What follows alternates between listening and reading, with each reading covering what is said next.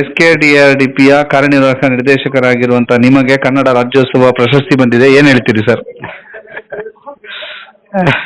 ಅದೇ ನಾನು ಏನು ಹೇಳೋದಕ್ಕಿದೆ, ಕಾರ್ಯಕರ್ತರನ್ನ ಸರ್ಕಾರ ಗುರುತಿಸಿದೆ ಅನ್ನೋದನ್ನಷ್ಟೇ ನಾನು ಹೇಳ್ಬೋದು. ನಮ್ಮಂತ ಕಾರ್ಯಕರ್ತರನ್ನು ಸರ್ಕಾರ ಗುರುತಿಸಿದೆ. ಮುಖ್ಯವಾಗಿ ಪೂಜ್ಯರು ಏನು ಈ ಗ್ರಾಮಾಭಿವೃದ್ಧಿ ಯೋಜನೆ ಕನಸನ್ನು ಕಂಡಿದ್ರು, ಅದನ್ನು ಅನುಷ್ಠಾನ ಮಾಡುವಲ್ಲಿ ಅವರಿಗೆ ಸಹಕಾರಿಯಾಗಿ ನಾನು ದುಡಿದಿದ್ದೇನೆ. ಅದರಿಂದ ಇದೆಲ್ಲ ಶ್ರೇಯಸ್ಸು ಪೂಜ್ಯರಿಗೆ ಹೋಗ್ತದೆ, ಹೇಮಾವತಿ ಅಮ್ಮನವ್ರು ಹೋಗ್ತದೆ. ಅವ್ರು ಕಂಡಂತ ಕನಸನ್ನ ನನಸು ಮಾಡೋದಕ್ಕೆ ನಾನು ಪ್ರಯತ್ನ ಪಟ್ಟಿದ್ದೇನೆ. ಅದನ್ನ ನಮ್ಮ ಸನ್ಮಾನ್ಯ ಸುನೀಲ್ ಕುಮಾರ್ ಅವರು ಗುರುತಿಸಿದ್ದಾರೆ, ಸನ್ಮಾನ್ಯ ಮಂತ್ರಿಗಳು. ಯಾಕೆಂದ್ರೆ ನನ್ನ 20 ವರ್ಷಗಳಿಂದ ನನ್ನ ಕೆಲಸಗಳನ್ನ ಅವ್ರು ಗಮನಿಸಿದ್ದಾರೆ. ಹಾಗಾಗಿ ಆ ಸರ್ಕಾರ ಇದನ್ನು ಗಮನಿಸಿದೆ ಅಂತ ನಾನು ತಿಳ್ಕೊಳ್ತೇನೆ. ಸಾಮಾನ್ಯ ಕಾರ್ಯಕರ್ತರನ್ನ ಜನರು ಗುರುತಿಸ್ತಾರೆ ಅನ್ನೋದಕ್ಕೆ ಸಾಕ್ಷಿ ಅಂತ ನಾನು ತಿಳ್ಕೊಳ್ತೇನೆ. ಸರ್, ಬಹಳ ದೊಡ್ಡ ಒಂದು ಗೌರವ. ಮತ್ತು SKDRDP ಅಲ್ಲಿ ಯಾವ ರೀತಿಯಾದಂತಹ ಒಂದು ಸಂಭ್ರಮ ಮನೆ ಮಾಡಿದೆ? ಈಗ ಫೋನ್ಗಳು ಬರ್ತಾನೆ ಇದೆ ನನಗೆ, ನಾನು ಫೋನ್ಗಳು ತಗೊಳಕ್ ಆಗ್ತಾ ಇಲ್ಲ. ಬಹುಶಃ ನನ್ನ ಎಲ್ಲ ಕಾರ್ಯಕರ್ತರು ತುಂಬಾ ಸಂತೋಷ ಪಡ್ತಾರೆ. ಯಾಕೆಂದ್ರೆ ನಾವೆಲ್ಲರೂ ಕಾರ್ಯಕರ್ತರು ಒಂದು ಅನ್ನೋಂಥ ಭಾವನೆಯಲ್ಲಿ ಕೆಲಸ ಮಾಡ್ತೀವಿ. ನಾವೆಲ್ಲರೂ ಕೂಡ ನಮ್ಮಲ್ಲಿ ಮೇಲೆ ಕೆಳಗೆ ಅನ್ನುವಂಥ ಭಾವನೆಯಲ್ಲಿ ಎಲ್ಲರೂ ನಾವು ಒಟ್ಟಾಗಿ ಕೆಲಸ ಮಾಡ್ತೀವಿ.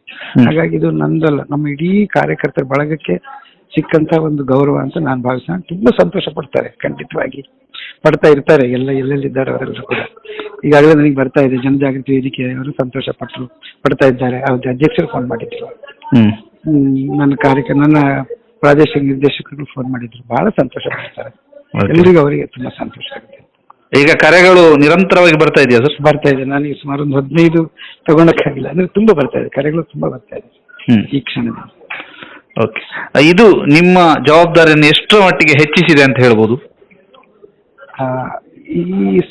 ಈ ಸಂಸ್ಥೆಯಿಂದ ಇದು ಸುಸ್ಥಿರ ಸಂಸ್ಥೆ ಆಗಿದೆ. ಈಗ ಸುಸ್ಥಿರವಾಗಿರೋದ್ರಿಂದ ಎಲ್ಲ ಜವಾಬ್ದಾರಿಗಳು ಎಲ್ಲರಲ್ಲಿಯೂ ಹಂಚಿದ್ದೇವೆ ನಾವೀಗ. ಎಲ್ಲರೂ ಅವರವರದ್ದೇ ಜವಾಬ್ದಾರಿಗಳನ್ನು ಮಾಡ್ಕೊಳ್ತಾ ಇದ್ದಾರೆ. ಹಾಗಾಗಿ ಈ ಸಂದರ್ಭದಲ್ಲಿ ಧರ್ಮಸ್ಥಳ ಗ್ರಾಮಾಭಿವೃದ್ಧಿ ಯೋಜನೆಯ ಭವಿಷ್ಯದ ಯೋಜನೆಗಳು ಏನಿವೆ ಅದ್ರ ಬಗ್ಗೆ ಹೆಚ್ಚು ಗಮನ ಹರಿಸಬೇಕಾಗುತ್ತೆ ನಾವು. ಸುಸ್ಥಿರತೆ ಒಂದು ಮನೆ ಆಗಿದೆ ಈ ಸಂಸ್ಥೆಗೆ, ಸುಸ್ಥಿರವಾಗಿರ್ತಕ್ಕಂಥ ಒಂದು ಸಂಸ್ಥೆ ಆಗಿದೆ. ಆದ್ರೆ ಭವಿಷ್ಯದಲ್ಲಿ ಹೊಸ ಯೋಜನೆಗಳನ್ನ ಯಾವ ರೀತಿ ತಗೊಳ್ಬಹುದು, ಈ ಸುಸ್ಥಿರತೆಯ ನೆಲಗಟ್ಟಿನ ಮೇಲೆ ಯಾವ ತಗೊಳ್ಬಹುದು, ಹಾಗಾಗಿ ವಿಷನಿಂಗ್ ಮಾಡೋದಕ್ಕೆ ಇದು ನನ್ಗೆ ಖಂಡಿತವಾಗಿ ಪ್ರೇರಣೆ ಕೊಡುತ್ತೆ ಅಂತ. ಓಕೆ, ಸುದ್ದಿ ಸಮೂಹ ಸಂಸ್ಥೆಗಳ ಪರವಾಗಿ ನಿಮಗೆ ಮತ್ತೊಮ್ಮೆ ನಮ್ಮ ಕಡೆಯಿಂದಲೂ ವಿಶೇಷವಾದ ಅಭಿನಂದನೆ ಸರ್. ಸುದ್ದಿ ಸಂಸ್ಥೆಗಳನ್ನ ನೆನಪಿಸ್ಕೋತೀನಿ, ಯಾಕೆಂದ್ರೆ ನಾನು ಸುದೀರ್ಘವಾದ ಒಂದು ಸಂದರ್ಶನವನ್ನು ತಾವು ಹಾಕಿದ್ರಿ. ಅದು ಬಹಳ ಕಡೆಗಳಲ್ಲಿ ವೈರಲ್ ಆಯ್ತು, ಬಹಳ ಜನರು ಅದನ್ನ ಗುರುತಿಸಿದ್ರು. ಸೊ ಸುದ್ದಿ ಯಾವಾಗಲೂ ನಮ್ಮ ಯೋಜನೆ ಜೊತೆ ಇರ್ತಕ್ಕಂಥ ಒಂದು ಪತ್ರಿಕೆ, ಅವ್ರಿಗೆ ಕೂಡ ಈ ಸಂದರ್ಭದಲ್ಲಿ ನಾನು ಅಭಿನಂದನೆ ಕೊಡೋದಕ್ಕೆ ಬಯಸ್ತೇನೆ. ಓಕೆ, ಅಭಿನಂದನೆಗಳು ಸರ್. ಇನ್ನಷ್ಟು ದೊಡ್ಡ ಮಟ್ಟಿನ ಪ್ರಶಸ್ತಿಗಳು ನಿಮ್ಮದಾಗ್ಲಿ ಅಂತ ಹೇಳ್ತಾ ಇಷ್ಟೊತ್ತು ನಮ್ಮ ಜೊತೆ ಮಾತನಾಡೋದಕ್ಕೆ ಧನ್ಯವಾದ ಸರ್.